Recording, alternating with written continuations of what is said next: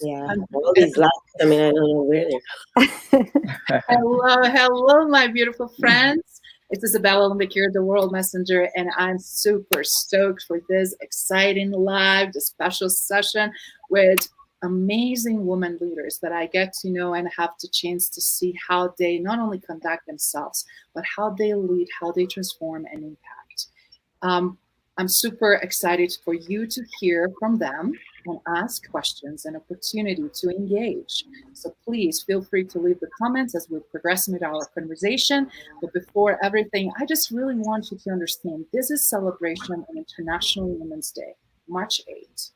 But this is not just the one day of the year that we should reflect. And it's not just the 1 month that we should be looking what amazing accomplishments women achieved. As these women will be introducing themselves, I will go one by one and share some of their most profound accomplishments. I'm forcing them to brag about themselves because they never do that. So this is an opportunity to change the script and show for other women what is possible. So this is not about a feminism, guys, and feministic movements. Women are strong. We don't need a feminism in order to be strong or making us strong. Women are already strong. It is about changing the way world perceive that strength and how do we tap into their brilliance. So let's start with Sherry Winn. Please, Sherry, take the stage. Hey everybody, my name is Coach Sherry Winn. The reason I call myself coach is because I was a collegiate basketball coach for 23 years. Also a two-time Olympian, national championship basketball coach, and CEO of the Winning Leadership Company. So I help people unleash their inner winners. And that means a lot of women, especially, and not that I'm eliminating men because it happens to men too, but a lot of women find that they have this subconscious belief that they're not good enough. And so when we conquer that, when we understand that you're born good enough, when we step into that lane, when we really feel that and we step into that and we become that, we don't have to fight that anymore. When we understand that we are good enough, we don't have to then fight against men to get positions. We already are there. We just step into it. We just step into the role that we know that we can do. And so it's that subconscious, that unconscious thing that we have in the women's world. And this is all across women's world, that I'm not good enough, which is totally untrue and fake. And we need to end that today. Please end it today and know how wonderful and beautiful you are today. Great to go, Sherry Winn. Again, if you guys missed it, she's two-time Olympian and she's been coached for so long, for basketball coach for so long, coaching young women and young teams and making them stronger, better, and helping them to find their own internal Olympian. So that is brilliant. In times when it was very challenging, we'll get to that point, what she had to do to overcome, improve herself, and be allowed to share the space. Now we're going to brilliant Karissa Harrison. Karissa, please. Thank you, Izabela, and all the ladies that are here for this conversation today. I'm so grateful to be a part. After 15 years in leadership in the nonprofit spaces, I started a company last year where, as a certified Enneagram coach, I help leaders create a plan for their personal and spiritual growth that works so well everyone around them notices the results. And so I am a wife, I'm a mom of 3. I have been distance learning for the last year, working from home, running a business, doing all of the things. And I am passionate about just encouraging women to own their calling and their greatness, to do the things that they feel called and gifted to do. And so I think this is going to be a great conversation. Thank you for having me.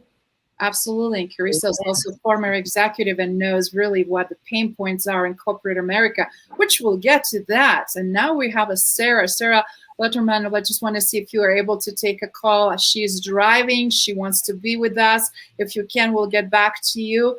Right now, we're going to go actually to beautiful, gorgeous Monique. Lisa, please, welcome. Thank you. Thank you. First of all, thank you for having this space and acknowledging all of these amazing women. Even though we have one day and 1 week and 1 month, I celebrate women 365 because of what it is that we do. My name is Monique Lisa. I'm a writer, director, and producer of stage, film, and books. I have been nominated 35 times for different awards, and I've won 20 of them, the latest being I won the Women of Wealth magazine's Women in Media in Houston, Texas. And I've just had an opportunity to do so many amazing things. I've single-handedly sold out the world famous Apollo Theater 5 times. It's not been done. Thank you, any independent playwright. And also during the pandemic, I created the Extreme Killer 3D online writing course, which teaches you how to write in 3 dimensions, through transparency, through vulnerability, and just being able to tell your story wholeheartedly. I believe that we all have a story to tell, and with the right guidance and the right coaching and the right mentoring, we can tell incredible stories so that the next generation has a blueprint and a roadmap in order to know where to go and what to do. So ladies, I celebrate you as we all just celebrate this special time together. My name is Monique Lisa. Thank you. Wonderful. Thank you. And now we're going to beautiful and brilliant Lona Small. Hi, everyone. I'm so honored to be here with such illustrious women, and I'm so honored to be part of celebrating International Women's Day. I found myself standing outside of my manager's office after 3 weeks being a supervisor, and I was just so scared. I was, shaking, and I was thinking I don't want to fail because I just went to her to ask her for help. And she looked at me and said, "You just gonna figure it out," because I had to figure this all out by the seat of my pants.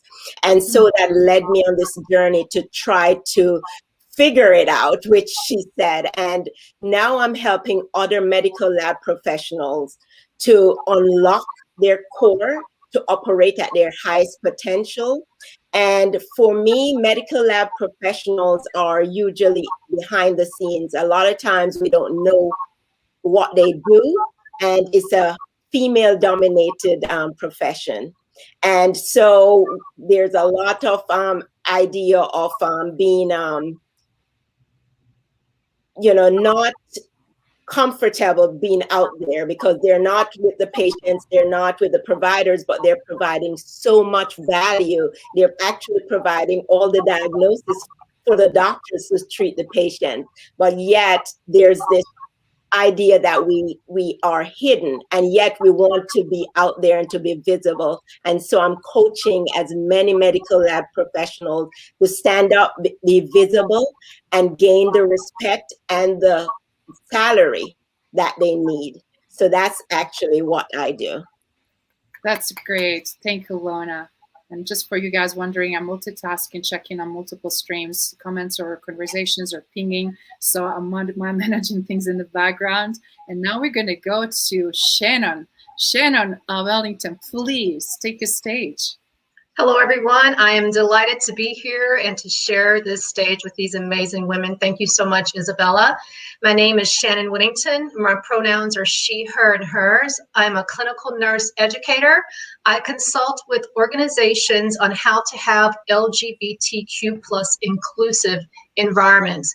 Up to 50% of people hide in the workplace because they're afraid of being passed over for promotions, for being discriminated against. So that's my platform to change this as a gay woman. I'm delighted to be here today.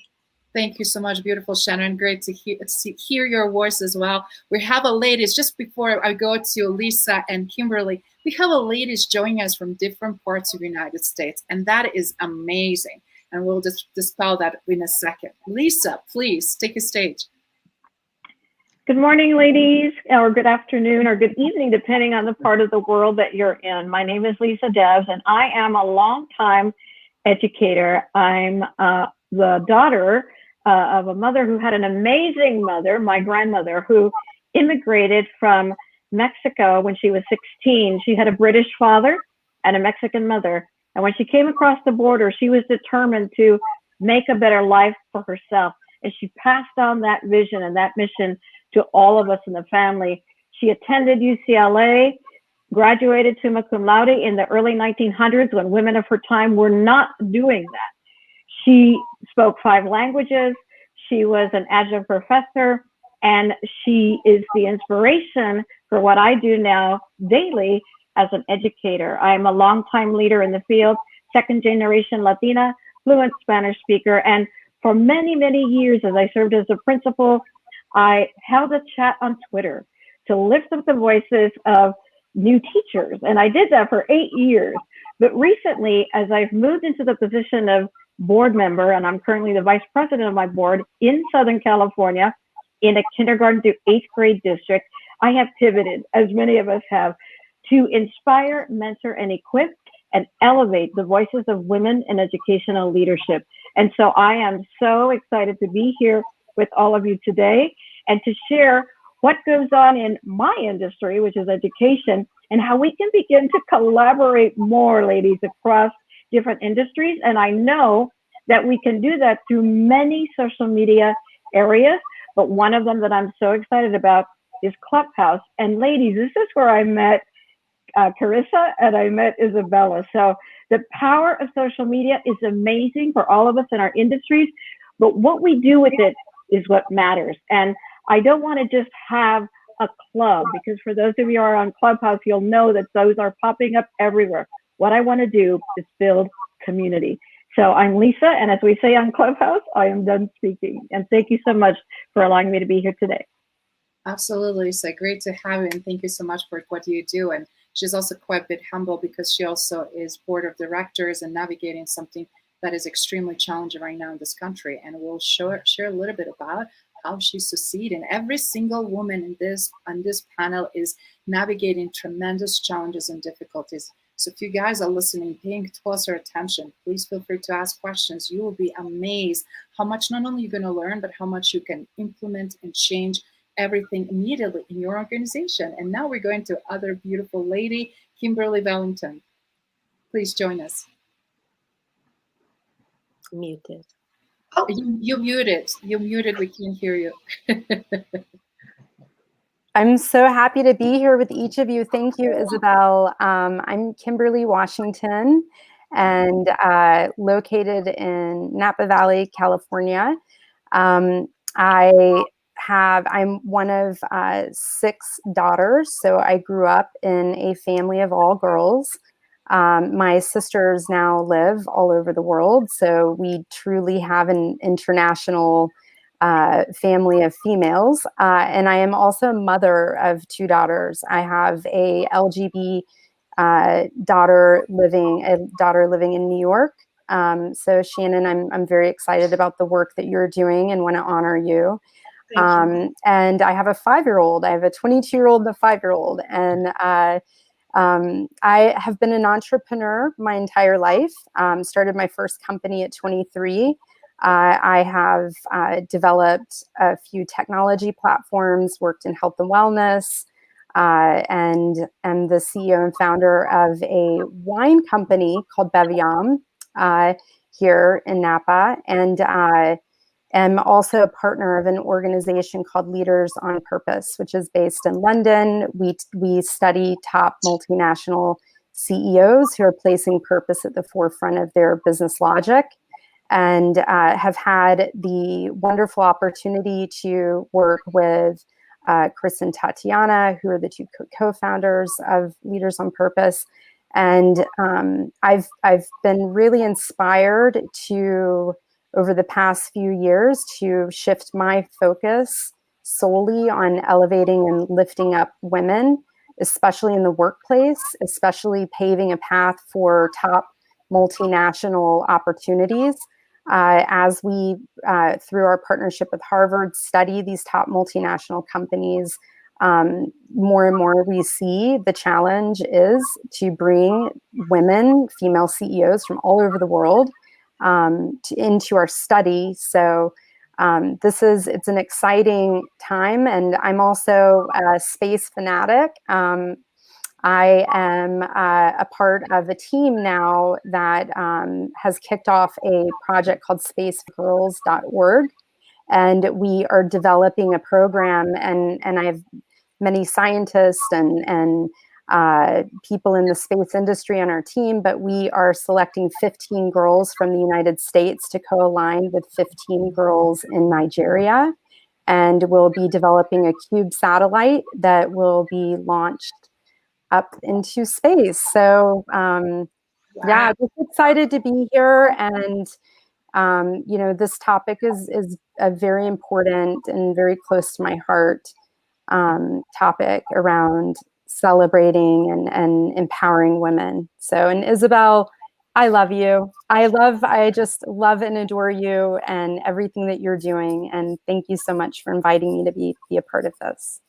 Absolutely. And I love every single one of you. And thank you so much. And great sharing. And it's amazing, again, what these ladies are doing. So I would love to, just for audience, even more so to get to know you and be able to pivot and ask right questions. I would love to ask, just to see if Sara is still available or not available to join us. Sara, I will give you a few seconds. If you can at least join us in voice. Not at the moment. But I just wanted to now go back to the moment where actually you celebrate your successes. What is the thing that you're most proud that you so far achieved? One thing that you can depict from everything. I know you achieved so many things. And also if you can share from which part of the world you're joining or part of the US you're joining. Obviously, as a European transplant, that was the comment somebody mentioned. I'm represent flagship of Europe and North America, United States. And obviously being part of the Legacy Leaders Institute and focusing everything on legacy leadership and legacies, what we're leaving behind, what we're leaving for the future generation. It's kind of like umbrella that all of those efforts that you guys doing, it's a tapestry in order to pass something so beautiful and meaningful. So I'm just curious what that is and what is that you are already doing. Again, one thing that will make huge, huge impact right now at the moment. Who would like to start? I'll start. Please. I'm most proud of being halfway through a doctoral program. This is something that I didn't think I was capable of doing. It would be too hard. But when I started working in this LGBT space, it's been about 5 years now, I recognized what my knowledge deficits were. Even though I'm gay myself, I still had a lot to learn. And I really have an affinity towards the trans population, transgender population. So I realized that if I wanted to truly make an impact and have the type of clinical transformation that I wanted to happen with clinicians, I needed to educate myself more on translation science for this population and really making a difference in how these individuals receive care from knowledgeable clinicians. So that's what I'm most proud of right now. That is amazing. That's brilliant. Kudos to you and having effort and energy to do that. Who would like to go next? I don't mind going next. At the age of 7, I wrote my first production in my parents' backyard, and who knew that years later it would take me to where I am now. And even though I've worked with lots of clients, one-on-one and group clients, to tell their story and to tell their story authentically, I was just asked to create a curriculum for ages 11 through 16 for over 500 kids. They want the experience that I have, and they want to use creative writing as a way of increasing the creativity in the students. I think what happens, we are taught to not be creative and use our imagination, and therefore we get stuck into this cycle of not really thinking outside of the box. So I'm excited to see what I can come up with, and then I want to gamify it. I want to make it so that they get that dopamine hit in terms of using their creative juices, but also partnering with the idea of a game so that we get that completion. Because people who create courses, there's a 67% chance that they will not finish these courses. And I don't want that. I want a 95 to 99% completion rate. So I want these students to want to write, to want to create, to want to use their imagination, because they are the leaders, and especially our little girls. So I'm really super excited about that. I look forward to meeting with the team and gamifying my creative writing process. So that is what I'm excited about right now. And Shannon and Cabot in New York. Those New Yorkers are yes, New York. I'm in New York. I'm in New York too. Yeah. The freezing cold. Okay, who would you like to go next? I'll go next. Please. So I told my story where I said I tried to figure it out, and I thought that figuring it out meant that I should learn as much as I could about leadership, about anything to distinguish the medical lab professionals to stand out. So I did a lot of training in project management and lean and ROI to show our impact. But after getting all these certification training and doing a lot of work in my organization where the medical lab professional could stand out through collaboration and hospital-wide projects, I realized I wanted to make a bigger impact. And so what I'm really proud of is what I found in my own unique core, that I have this mission to empower as many medical lab professionals. You know, at first I was working with leaders because, of course, leaders make leaders, but I realized that I didn't want to have a middleman. I wanted to empower as many people as possible. So now I have that mission to empower medical lab professionals to understand their own unique core so they can stand up and understand their value in the workplace, whether it's their value as a medical lab professional or just having role clarity in which they know what their unique competence and what role they need to play, or they can bring that perceived value to the profession as a whole. So I realized that one person cannot make the change. We need that big ripple effect, and we need to move that tide up and have all the boats up. So have this big, hairy, audacious goal, and I'm just starting out, and I'm starting with launching a growth academy and a community of medical lab professionals who want to make that huge impact across healthcare. That is fantastic. And you already have a Shannon that is in the healthcare space. Yes. So you ladies have so much to talk about, and that is also a beautiful way to look at. And you would join us from Maryland. Which exactly city are you in? So I'm Baltimore, Maryland. So my main, so I have two jobs. I have my side business and I work at Johns Hopkins, and so I utilize some of the skills that I've gained to help a lot of people to train them in those areas. And again, prestigious Johns Hopkins Hospital research and everything associated with. And again, you ladies are so humble. You have to highlight how much you actually really, really do. So I just wanted to say kudos you. And it's just so beautiful. Which lady would like to go next before we start answering some hot questions here that Marco is sharing with us? Please. I'll jump in. I am most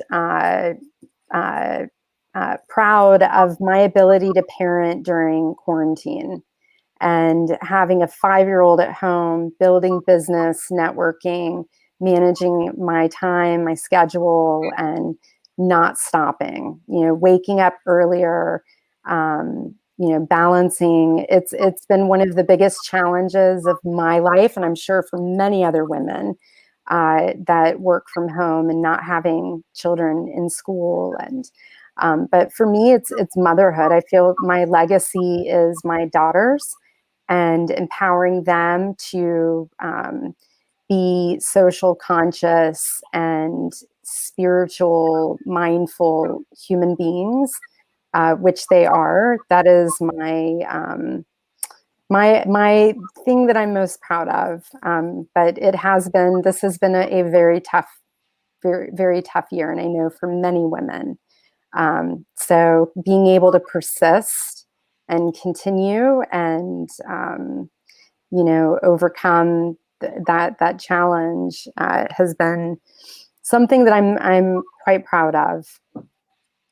So. It is amazing, and you are spot on. Many people are having a hard time juggling. As someone who is single, doesn't have a children, I'm having a hard time juggling a lot, and I can't even imagine how you do that with the children. And specifically you and Karissa that have, between 1 to 3 kids, is like, how is this even possible? And being still so active and such a value-driven and contributing on so many platforms. I just wanted to kudos you. Again, guys, listen, this is the brilliance of women, not only multitasking, efficiency, getting things done, diversity on their point of view, problem solving. I mean, so many things over and over keep proving why women are so exceptional. So let's hear from another exceptional lady. Who would like to go next? Go, I Sherry. will. I will. Well, I think there's a lot of things I'm proud of in my life, but I think there's 4 things that stand out. Number one, I went from being a college bench substitute to a 2-time Olympian. And number 2, I went from being fired from my very first coaching job to becoming National Coach of the Year. Number 3, I went from chronic pain where I couldn't sit, stand, and walk to better health. And the 4th thing is I went from being depressed and suicidal to becoming a motivational speaker who's spoken up to 14,000 people at once.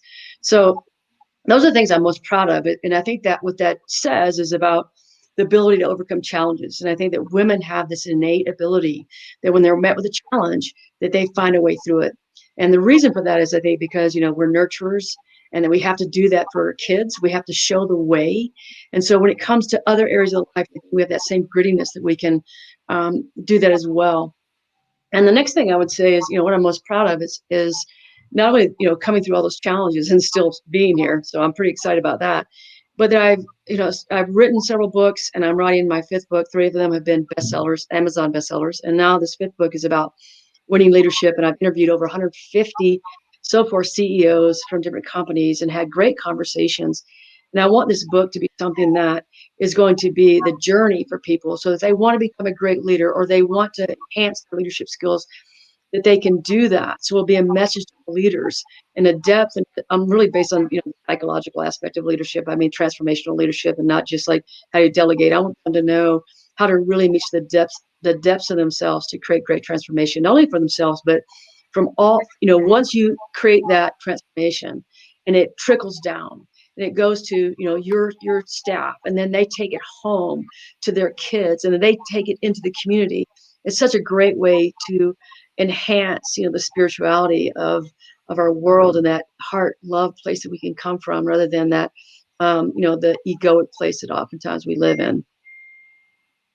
That is amazing. Wow. Can't wait to get a hands on that book, but also so timely, so relevant, and amazing journey. So struggles definitely do shape us up to be even more spectacular and much more stronger, much more capable, doesn't it? So who would like to go next? Who would we forget here? Who did not go yet? I can jump in. Yes. Okay. I am incredibly inspired already today just by what has been shared. What an incredible group of women that I know is just a representation of the giftedness that we have across the country and across the world. So when I think about one of the things that I'm most proud of, something that comes to mind that's more recent for me was when I stepped away from an executive leadership role that I had been in for 5 years. I had this incredible team of leaders that I had the privilege of leading, some who I inherited when I took the position, others who I had hired, all of whom I had the privilege of serving alongside. And when I stepped away from that role, several of them whom I respect and love dearly had expressed to me how much they had learned from my leadership and how much they had appreciated my leadership. And a couple of them even, I think, threw out the phrase, best boss I ever had, which just like blew my mind. And, so now we're in Clubhouse and we're leading these conversations on leadership, and I'm a part of co-moderating these panels. And now some of those people are popping into the room and I have this moment of like, ooh, did they see me live out what I am teaching, and just the relationships and conversations with them. I didn't do everything perfect by any stretch of the imagination. And I learned a heck of a lot along the way, but just knowing as a leader that there was an impact there with those individuals and that time was meaningful for them is something that I'm definitely proud of. Wow, that is amazing as well.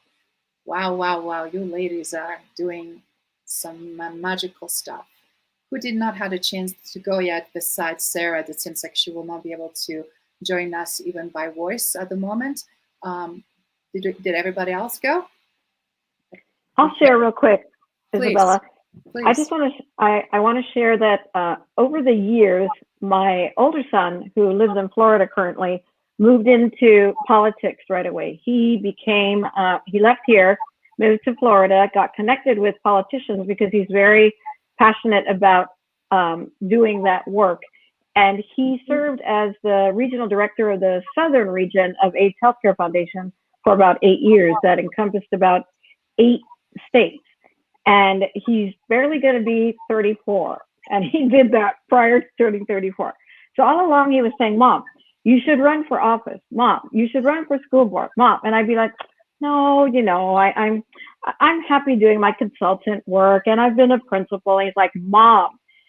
So I went with a great team in 2018, and we did a road trip from California to Chicago, ending up at an amazing international education conference called ISTE in Chicago in 2018. And in that 3-week journey, in that 3-week road trip, we stopped at schools along the way. And we got up on stages in these schools and we spoke in front of hundreds of educators, hundreds of administrators. And I began to have a sense that when I would share something that I knew and I had known about for over 10 years, being active in social media as an educator, they knew nothing about. And I thought, there's something that's not quite clicking. There's something that's not connecting. If all of these people, Kansas, Indiana, Arkansas, Nashville, these teachers don't know about this, oh my goodness, what about my community in Southern California?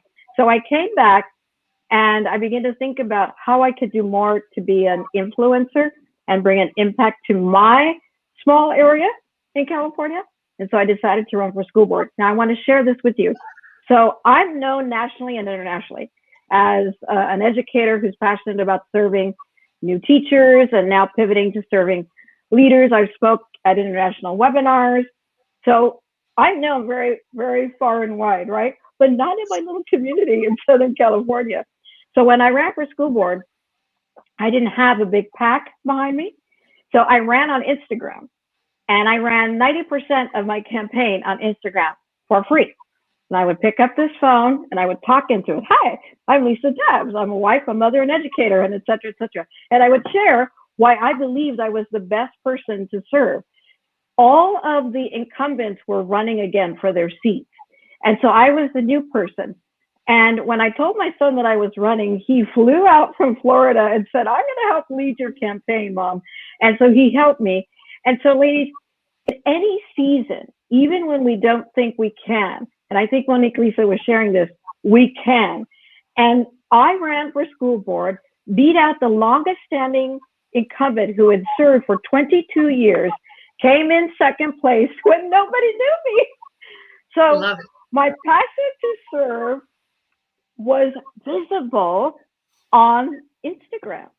And for me, this is the accomplishment that I'm most excited about, because when I ran for school board, I brought my grandmother with me. And every day I would look down at a gold bracelet that I would wear and said, Grandma, I'm doing this for you. So that's the accomplishment that I'm most proud of so far. I may even run for mayor of my town. I'm not quite sure yet, but I'm thank you. But I know that if I can do this, other women, maybe younger women, or even women of a certain age like I am, will say, wow, if Lisa can do it, I can do it too. So I wanted to share that. Thank you so much for letting me share. Absolutely. That is amazing. And we're having the great participation now from gentlemen. We have Jeff Hatchner joining us, Ahmed Al-Hamsi, Marco Radakovic, and a bunch of others. I just wanted to say thank you for being there and asking questions and participating and listening to this amazing, remarkable woman. But one thing I also wanted to share, since Lisa shared a little bit of her journey, for me, one of the things that I'm most proud of is surviving the war as an educator who was disrupted education and wanted to teach children, end up dealing with the unspeakable. And not only surviving the war itself, but fleeing and living in 5 countries. US is my 6th country as a young adult. English is my 6th language, and finding the ways to navigate.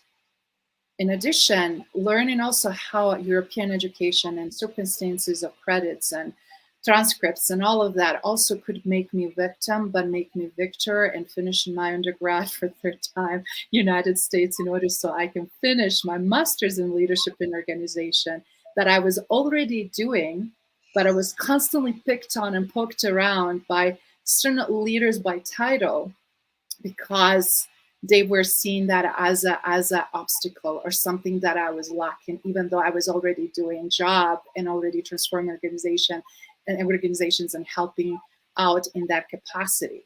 So it was a journey where I had to constantly be conduit and change agent, but it was also a journey that I'm most proud of it, where by running nonprofits and dealing with people from over 125 countries that survived the worst possible atrocities, which is now more than a half of the world, from genocide, torture, war trauma, human trafficking, rape victims, and majority of them are children and women, powerful women, leaders in their own communities, and wisdom that I learned from them.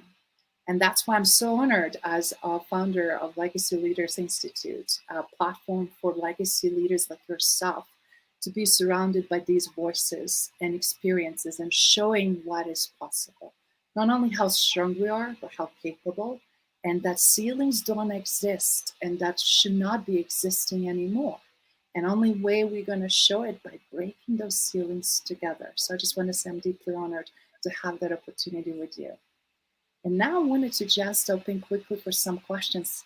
I know that some of you need to drop very soon, so I would like to start with Shannon. She has something happening that she needs to be gone and out right on the top of the hour. So Shannon, Marco asked really thought-provoking questions here.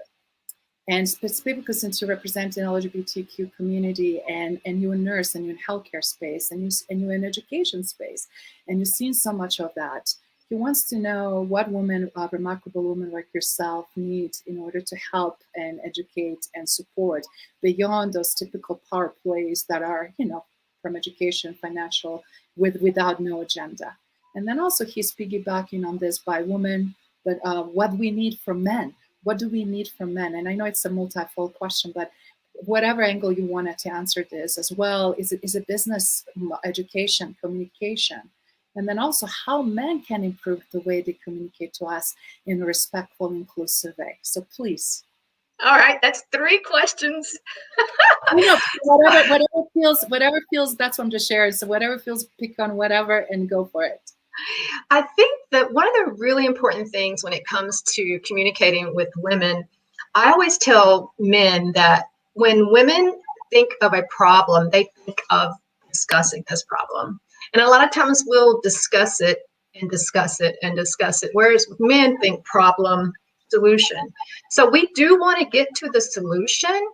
We want to talk about it first. So just allow us that opportunity to just kind of ruminate in it a little bit instead of trying to offer the solution right away. The other thing that we need is your support. Your support. If you're in a position and you can offer some guidance, like you said, with no agenda, no hidden motive, that's what we really need, because so many times we just don't have that opportunity. It just doesn't exist for us in many spaces. So any type of support, putting us in the front, saying, hey, recommending us, that kind of thing could be very helpful for us. So I appreciate those questions. And excellent. And I just wanted to share because one answer went from Sherry into private chat, so I posted. But Sherry, if you can repost it in the regular comments, that would be great. Because mine is just showing that it seems like on YouTube.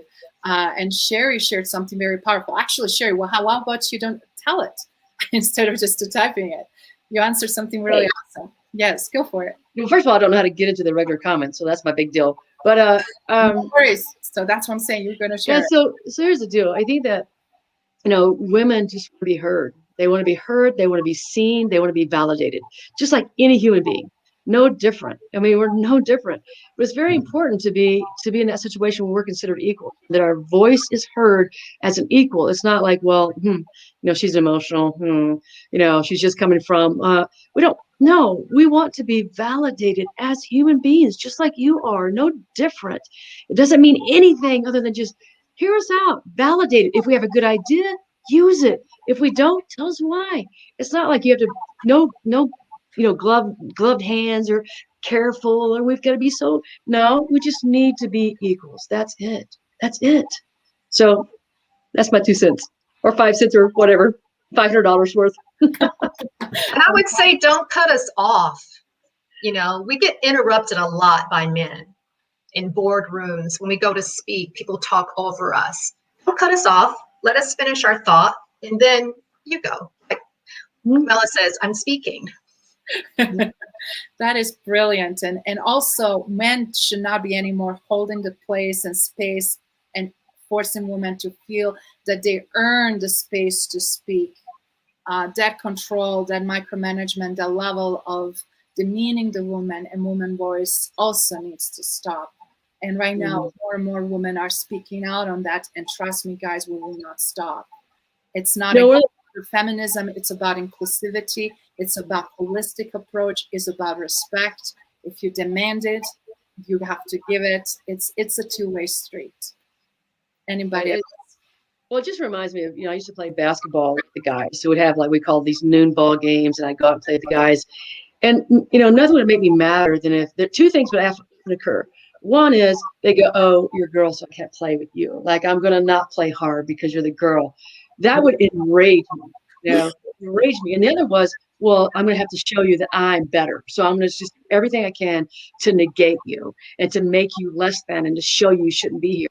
And I think that same kind of mentality often comes into the boardroom. And we don't want either one of those, right? We're here. Just treat us as you would treat anybody else, equally. That's all we want.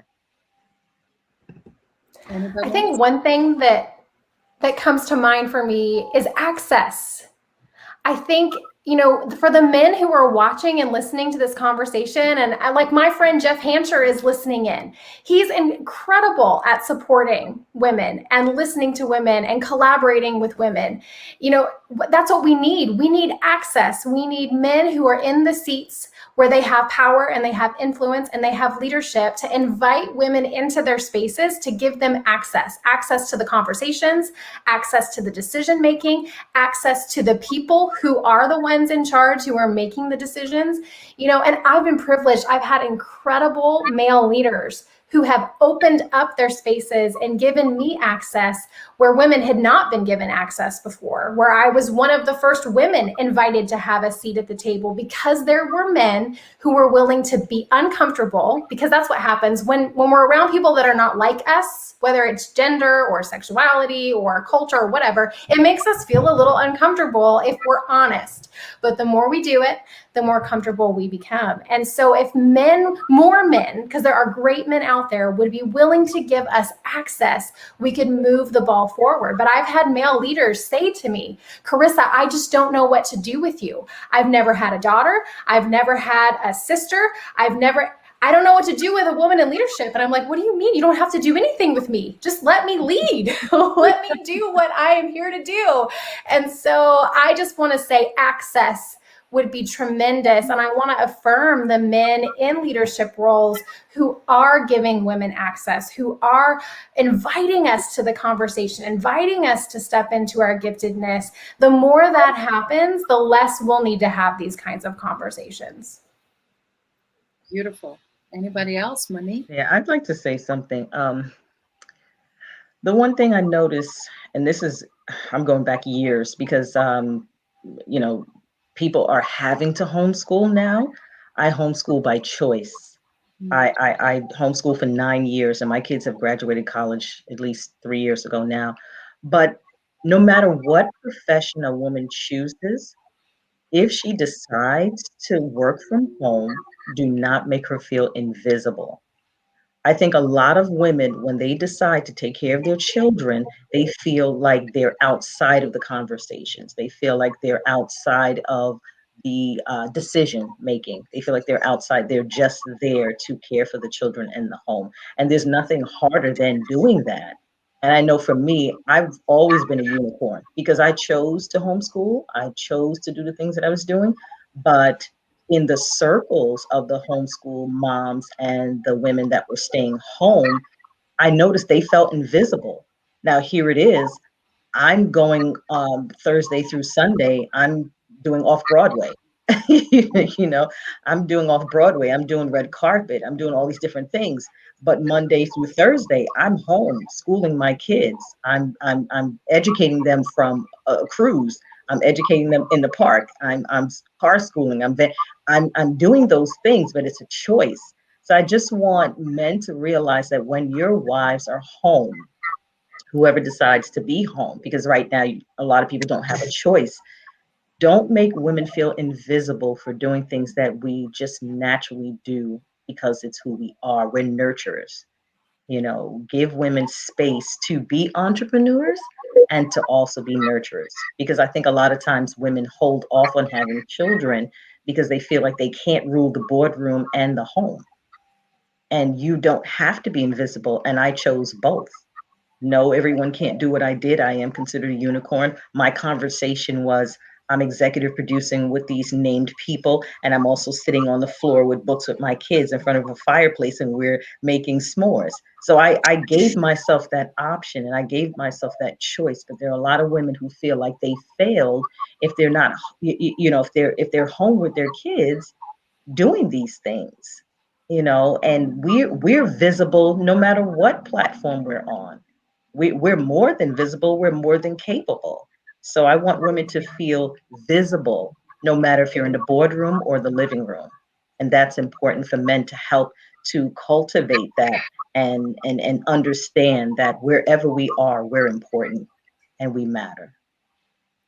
Absolutely. I wanted to share, just to touch on what you were saying.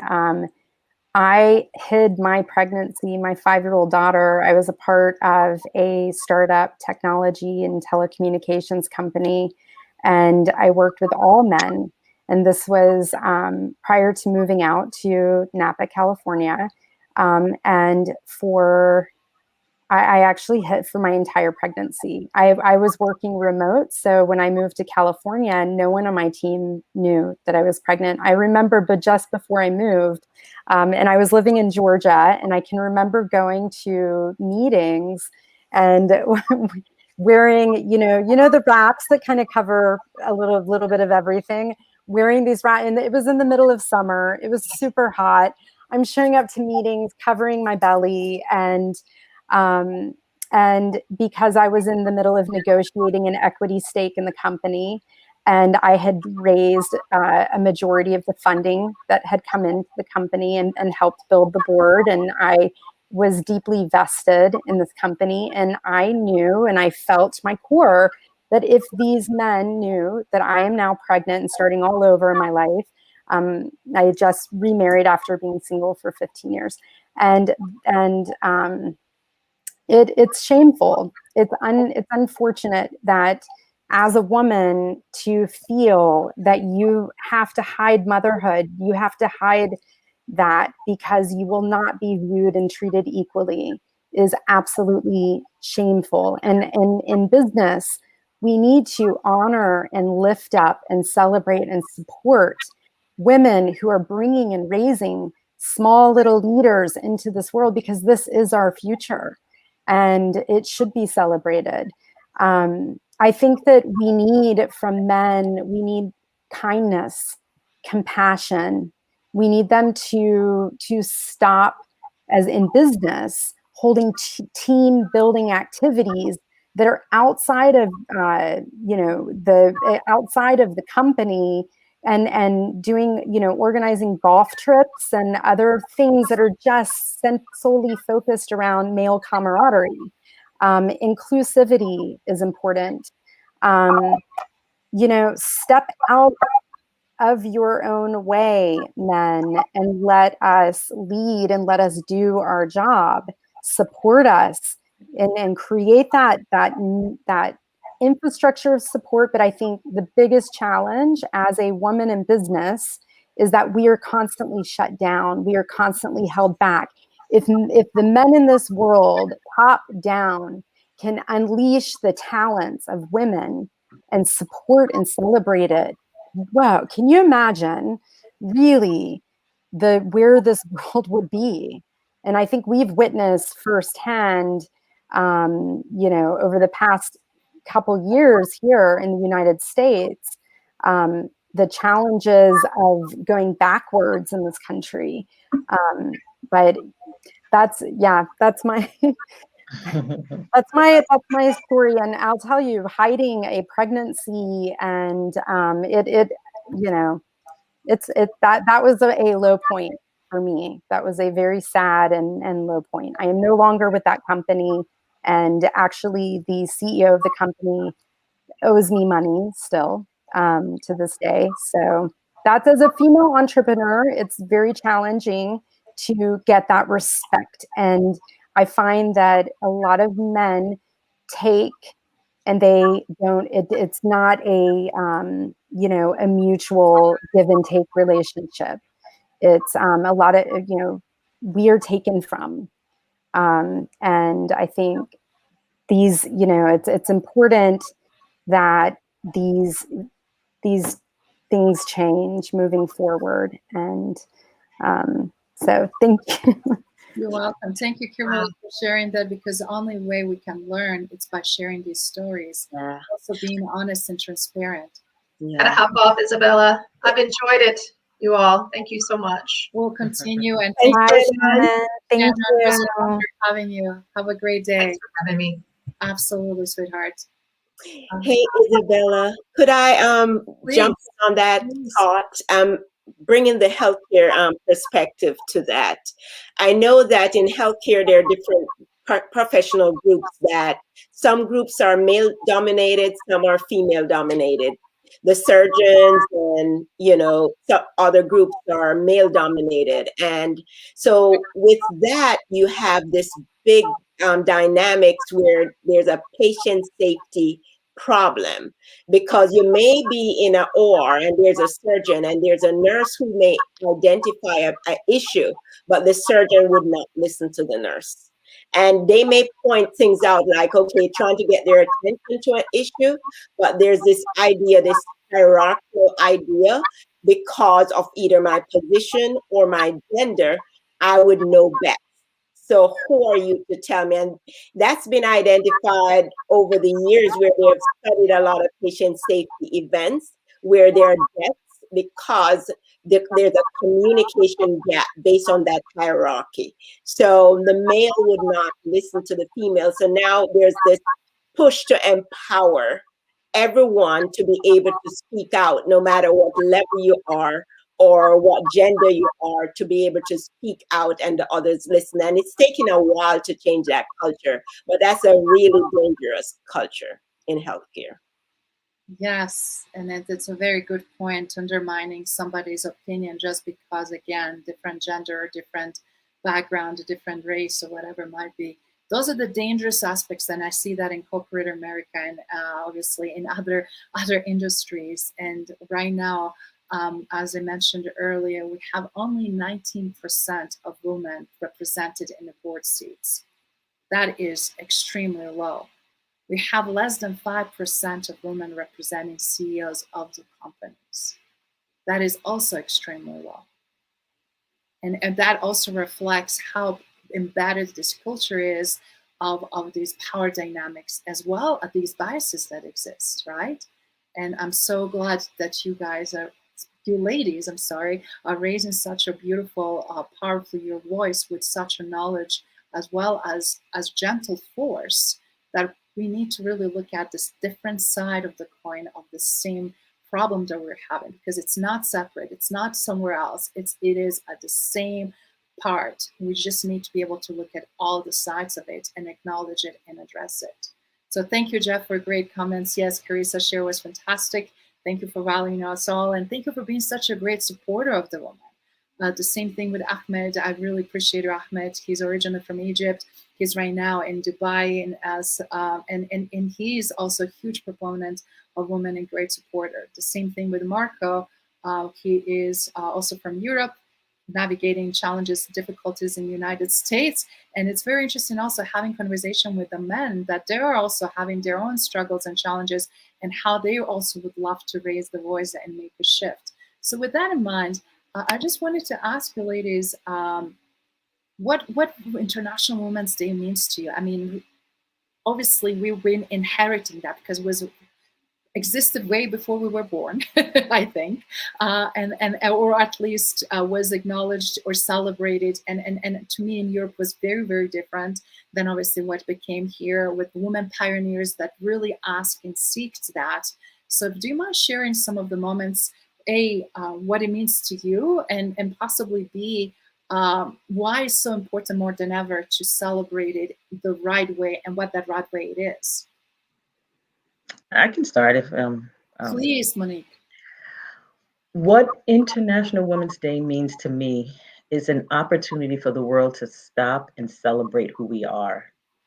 It's an opportunity for us to stop and celebrate who we are. So the world first and us. Because I think a lot of times we do, and we never get a chance to be.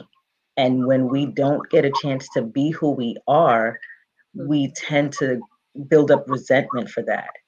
I think that as a woman, if you can stop and say, today I'm not a wife, I'm not a mother, I'm not a daughter, my name is Monique.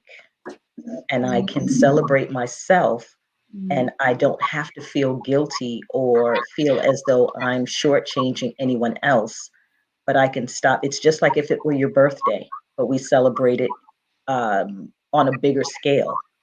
So international means it's not just in my country, but it's every country throughout the world. I'm celebrating being a woman. I'm celebrating being an individual. And I'm celebrating all the things that I've contributed to this earth, to this world, to humanity. I'm a humanist. I'm someone who I can stop and say, today I will relax and think about all the things that I've contributed to this earth.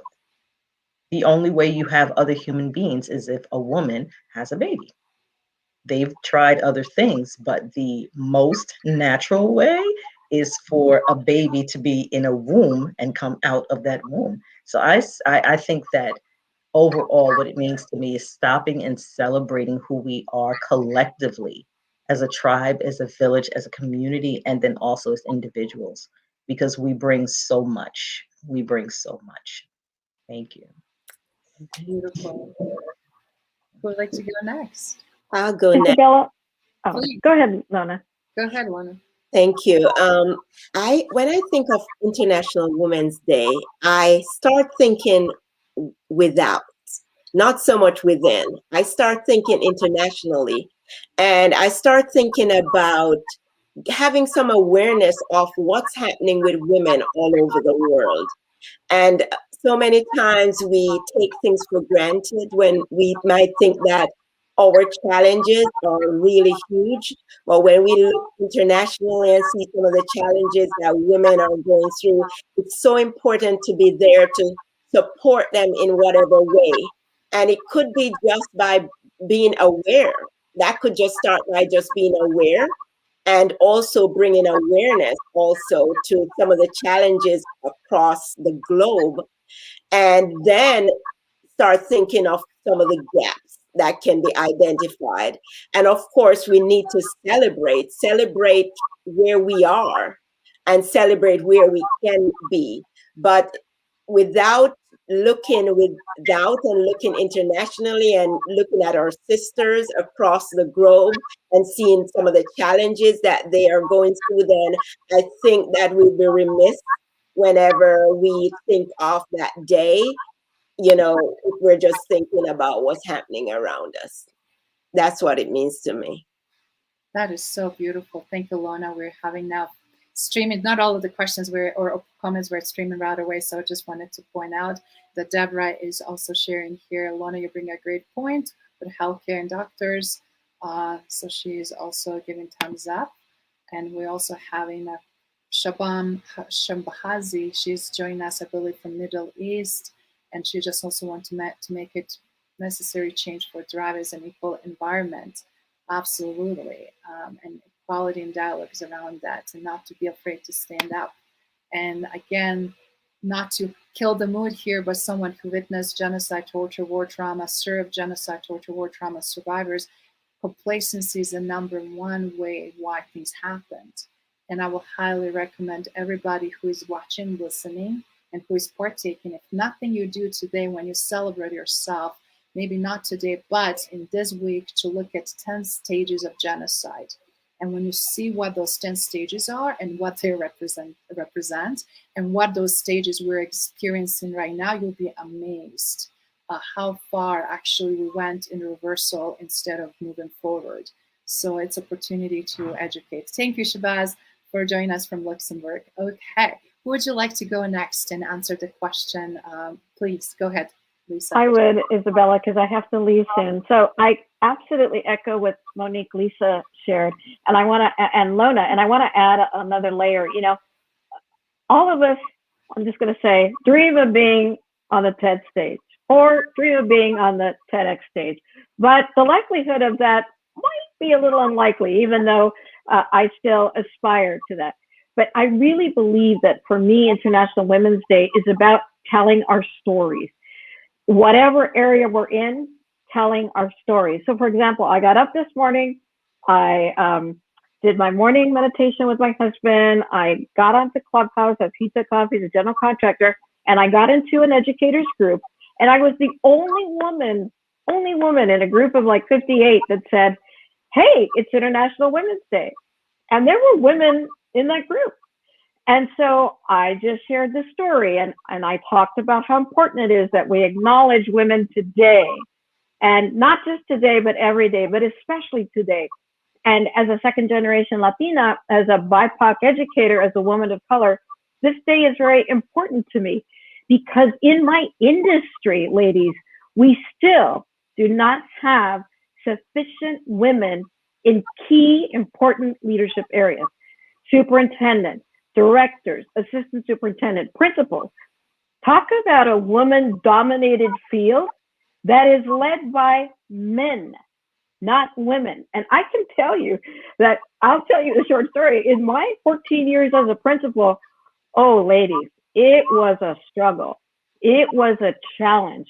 And I saw my male colleagues just sail along, never a problem, never an issue.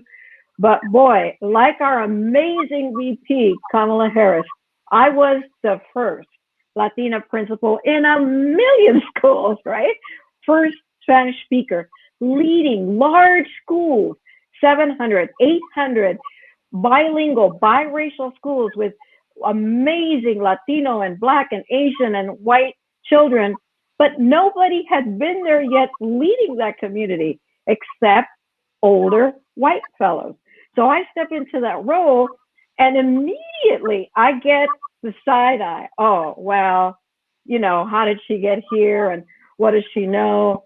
And so I think that, and I'll stop there, but I think that as we take this day, women, we have to tell our stories and keep telling our stories. And when I shared just a brief little story about, let's remember, it's International Women's Day, and on the Clubhouse app, for those of you who don't know, you can hit a little microphone and tap it to show applause. Everybody started applauding. And I got some messages that said, oh, Lisa, thank you for sharing. You were so inspiring. And I thought, why didn't you say something? You were in the same room as me. So I think that we have to jump on this opportunity, step into our power as women, step into our power as women of color, and bring other women with us, no matter what their racial or cultural backgrounds, to begin to utilize their voice. Because as someone said earlier, too many women are not coming to the table. And we know Sheryl Sanders wrote that amazing book, but how many are still sitting around the fringes? And when I step into my role every other Monday as school board member, I step into that position humbly, but also with the power to serve the children in my district who must be given the opportunities to thrive so they can be those 21st century leaders and learners that in my industry we talk about, but we're not there yet. So storytelling is so important to me today, and that we keep that momentum of storytelling going as though we were on the testing. And this is Lisa, and thank you for allowing me to share. Absolutely, so powerful. I love what I heard from Lona, from Monique, and Lisa on this subject. So thank you very much.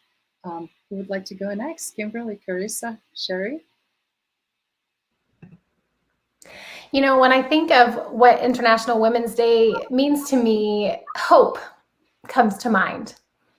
As a woman who has been on the receiving end several times of you can't, and then just fill in the blank because you are a girl or because you are a woman, and then who has gone and showed them, well, actually I can, and I'm going to show you that I can. So I think it gives me hope. It gives me hope that we have made progress. It gives me hope that there are new opportunities opening up for women, new doors opening up for women, new awareness around the topic.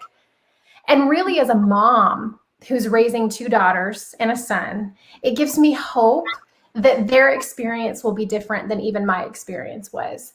That the shoulders of the women that we are privileged to stand upon, who have opened up opportunities and access for us, now that we get to be some of those women who are pushing things forward and, busting through ceilings and knocking down doors and partnering with men to say, okay, what if we did this different? And what if we looked at this different? And what if we approached this different? That we're creating hope that our daughters will have an even better experience, an even different experience, that our sons will have a better experience and a different experience. Because at the end of the day, this isn't just about women and their rights and their opportunities. We are better together. We are better when we lead together. We are better when we serve together. We are created really to be counterparts to one another and partners across genders and across, all the lines that we want to, erect and put up.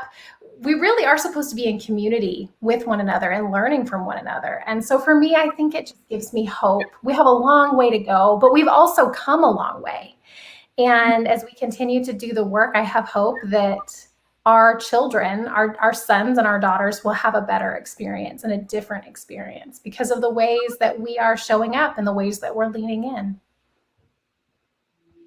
Beautiful. That is so beautiful. So, Karissa, touching on the reference of hope, today I feel very excited to celebrate the women of the UAE who led the Hope Project, the Hope Probe that was launched just recently and just arrived this month in February in Mars.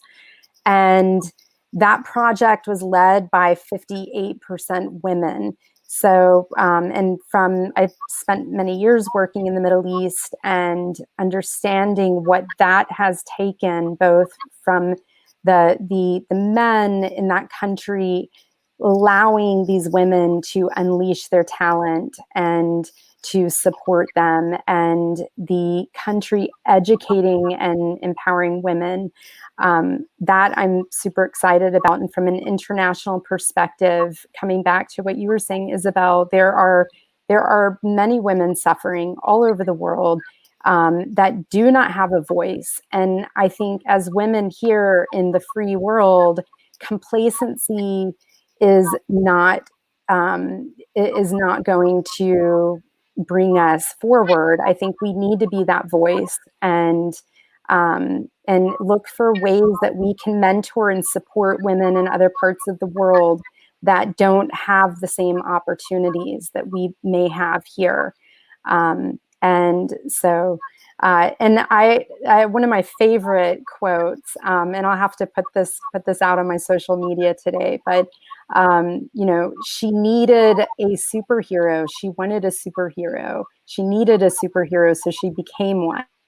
And I think of like the woman with the bat suit, the Batman suit, Batwoman suit, but that we have an opportunity to use our leadership roles to really help continue creating space for these women all over the world. And we cannot stop trailblazing. The time that we have on this earth is limited, and our legacy is for sure all the hard work that we do. And so yeah, but Karissa, you just struck me with the term hope. I'm so proud of the women of the UAE and what they've accomplished. So thank you. Wow. All of that share is so rich and beautiful. Before we go to next question or opportunity to project into future, anybody else that wanted to share something that we missed? I just want to say just one thing really quickly, and that's just that, we keep celebrating, the first woman who does this, the first woman who officiates in the NFL, the first woman who's the VP, the first woman who, is a general manager of a baseball team, the first woman. And that's wonderful. Like, I'm so excited when we say things like that. Like, it makes my whole body hum. But I'd like to get to the place where we don't have to celebrate the first anymore. That we can stop that, and we can just acknowledge that women have the ability to do this, and that we can do it, and it's natural. When we look around and we're like, oh my gosh, like, we don't have to go, oh, like, that's the first woman who ever coached an NBA team, and because her head coach got thrown out. We don't have to do it. It's just like, oh, there's a woman coaching an NBA, coaching men. There's a woman sitting in the boardroom. There's a woman that's the CEO. We don't have to think of it as first anymore. That's what this means to me, that we're women who are here to continue to pave the way, to continue to be the first, with the knowledge and awareness that we can stop having it known as she's the first. That is brilliant, and actually such a great segue that I wanted to wrap this conversation. I know we can go for hours, and I want to be cognizant of your time, beautiful ladies, and your businesses that you're running. But this is just the beginning. I have some beautiful things and works coming, and you will hear from me. But I wanted to give you a chance and voices to share now. What are you projecting in the future? What you would like to leave this conversation, this starting point for the future, where we can really not only just have a hope, but also get inspired, get collaborations going and partnerships, and create some most amazing transformational aspects that we really need of daily life, business, and life. So anybody that wants to share, what is the future looking like that you desire from the woman's lens?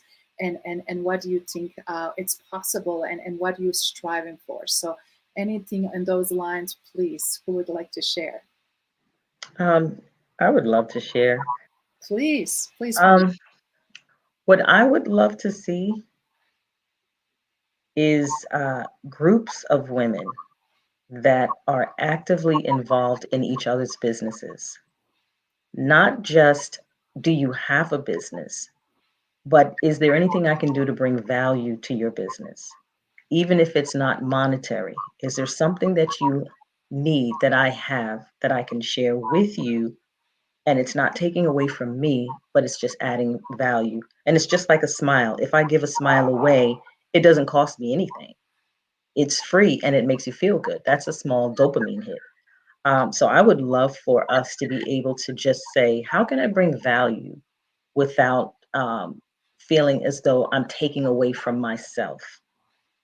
Because women connect quickly, but a lot of times that connection fizzles out because there's so much on our shoulders.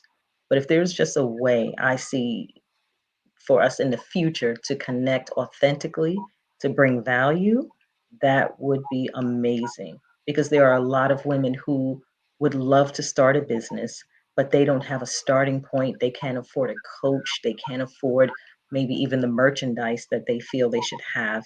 And if there was just, even if it started off as a small incubator in different parts of the United States and internationally, just here's help, and I don't want anything from you. I just want to help you, because we have so much value. We have so much to give. And I even resonate with Kimberly when she said that she hid her pregnancy, because I was doing television and radio, and I found myself putting on bigger shirts because I was hosting. Not hide who we are, how beautiful we are, but just help each other authentically with what we have, and remember when we didn't have, and extend that to the next woman. So that's something I would love to see. I would love to see that. That is, you were reading my mind, and that's to be continue, beautiful Monique. I love it. It just warms my heart. So thank you. Thank you. And I don't know how long I have on here, but Karissa, thank you. Lona, thank you. Lisa, thank you. Kimberly, thank you. Your name is blocked at the bottom, but thank you. You're underneath the icons. Thank you, ladies, so much, because to me, this is what International Women's Day and Month means to me. Us coming together, acknowledging who we are, and then just bringing value. So thank you all. Thank you. Absolutely. Thank you, Izabela, for holding this space. Thank you. Absolutely. Thank you. Who would like to go next? I'll jump in and share, Izabela. I really want to see going forward that more women of a certain age step into their power. We are the largest market share around the country and around the world, and yet we are not marketed to.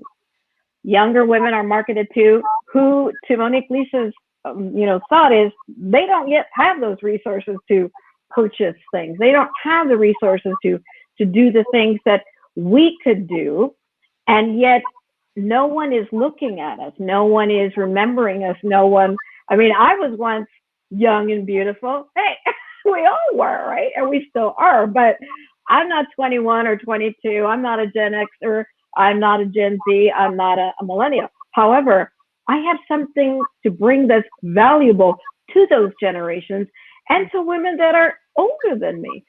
So for me, the future is about really being an example to women of a certain age. Again, as I said earlier, that we can do it. We are here. We have put our flag into the ground and we are planting those seeds, and we are not going anywhere.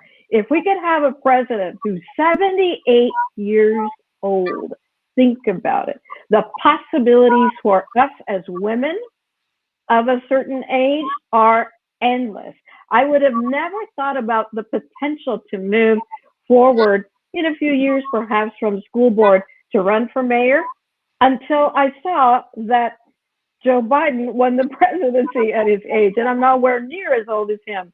But my point is, when I was a little girl, those opportunities were not visible to me. And now I see that if I don't model that for the upcoming generations in the role that I serve in my industry, that I am not doing the best that I can. And so that would be my dream for the future, that together generations would move forward, would grow, would benefit and live and uplift each other's lives, and so that we could all flourish. And so I really feel that for me, that's my dream for the future. So thank you so much, Izabela, for everything you're doing to support us. I am so glad we connected on Clubhouse, and so glad I connected with Karissa, who has just been such a support to the Women in Education Leadership community that I am building on that application. And much love to Lona and Monique, Lisa and Kimberly and Sherry. What a pleasure it's been to be here with you today on International Women's Day. Thank you, Lisa. Lisa, the mayor. Okay. No, not to put you on the hot seat, but just so you know what the expectations are. Who would you like to go next? Lisa, when you run for mayor, I'm coming out to support you. I can't vote because I don't live in your districts, but I'm close enough that I want to be in the audience cheering you on, my friend. So just know we're excited to see how all of that unfolds. And that's what we need. We need more diversity. That's what I think the future looks like. It's diverse. It's diverse collaboration. It's not that we want women in every seat across the board leading the way all the time, because not every woman wants to step into those spaces, but to have diverse voices and diverse leadership and diverse thinking and ideas across the board, the more we can lean into those spaces and pave the way for that to happen. Men inviting women into those spaces and opening up opportunities for them, and women stepping into those spaces and doing the hard things and speaking up and supporting one another the way that Izabela, you live this out so beautifully, my friend. I think more than anyone else I have witnessed or known or experienced, you don't just talk about this, you actually do it and you live it. And so thank you for all of the ways that you contribute to helping to create a world where women are able to be successful and to speak up and to have a seat at the table. You have been a gift to me, my friend. So ladies, it's been a pleasure. All of you are incredible. Thank you so much for just a great conversation today. Thank you. Thank you. Thank you so much. If I may add, when I'm hearing this general trend about collaboration, and I think that is so important when it comes to collaborating and supporting. But I think it first have to start with us. And when I try to help medical lab professional, I talk about unlocking your core. And it's so important for you to actually know who you are first before you can even like having that identity that you feel comfortable that you can be at the table. That courage to be part of the conversation, even if you may have something different. We talk about the diversity and the different perspective. For me, I have not done anything grand, but maybe grand in the sight of others. But for me, it is really important for me to uplift medical lab professional to make a major difference in healthcare where we are concerned and we are at the table. And for my hashtag, I say you are an important part of the whole. And I think for all of us need to feel as if we are an important part of the whole. So it starts with our identity, unlocking that unique competence or unique identity and having the courage to move forward. And then being part of the mix, being able to collaborate, being able to contribute whatever you have. You may have something totally different, a whole different perspective, but being comfortable that your different perspective is going to be part of that whole. And I love what Monique and Lisa and everybody's saying about supporting, and not just women supporting each other. We have a podcast that I do with two other women where we try to support each other, although we may have different mission, but we find our common goal, which is medical lab professional, and we have a podcast to create visibility. But also that diversity may include men, because we talk, especially with the change that we're focusing on with racial equity. I think the same concept would go towards gender equity and gender bias. And a lot of men may want to be there to support, but they may not be aware of the gender bias. So if we could come up with ways to help men identify these gender bias, and a lot of them are willing to help, they want to help, but they're not aware. So just collaboration and having all the perspective together, I think it's so important. Yes. And with everything that is so far being shared, all of that is, again, creating community that has all those elements. And everything you shared is exactly the key ingredients of the holistic, healthy, thriving community. And that is where we're on the mission, subconsciously and consciously already on. Mm-hmm. And Kimberly, please. So into the future, I believe we need more women in politics. We need more women in key decision-making roles that are going to help this trajectory of change and transformation. And I would like to see more women getting involved actively in politics from a policy standpoint.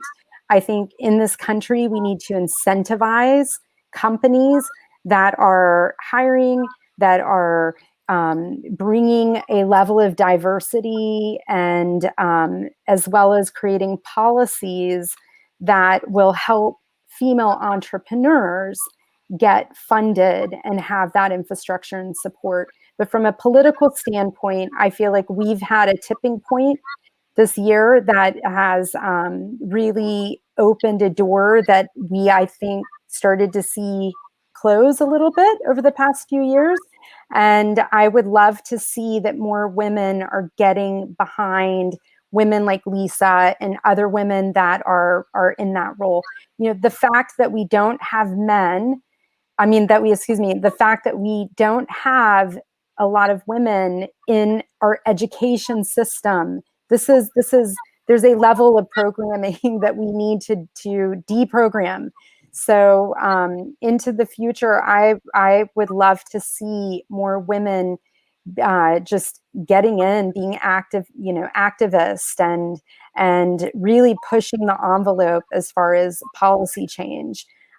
We need to start creating programs that incentivize companies to transform this ecosystem and infuse more diversity.